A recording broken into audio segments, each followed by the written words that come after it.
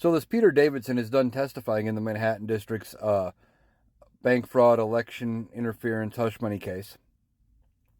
And the only thing the defense is really able to do is paint Davison out to be kind of a slime ball.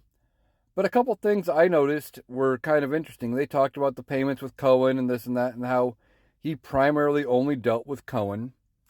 But then this contract came up, and they used pseudonames for the parties involved, which is legal from what I can tell, from what I've found.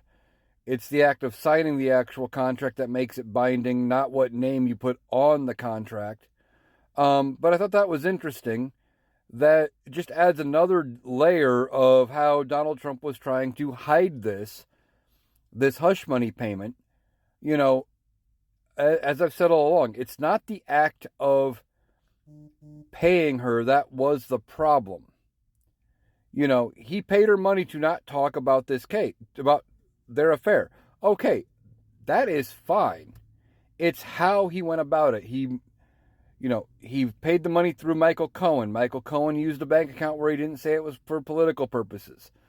Michael Cohen called it retainer fee to the attorney. And then turned around and tried to repay Michael Cohen by calling it legal fees. And now we find out he signed the contract under a fake name. You know, those things are all signs of I'm trying to hide something. And he was really trying to hide this thing. So I think that kind of proves this whole case.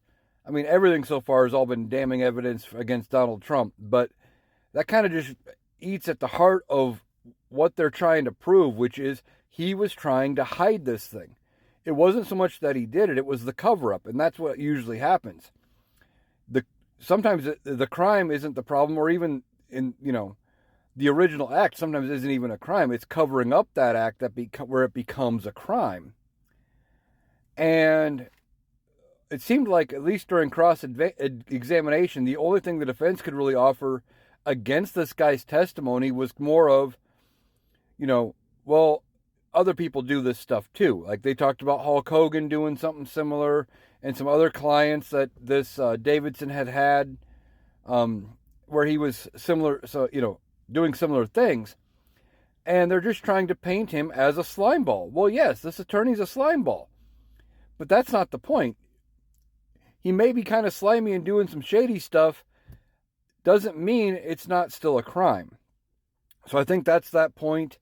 I just found it very interesting that it was signed under an alias, and the defense really can't argue this too much, other than the contract was drawn up with an alias and other people do the same thing.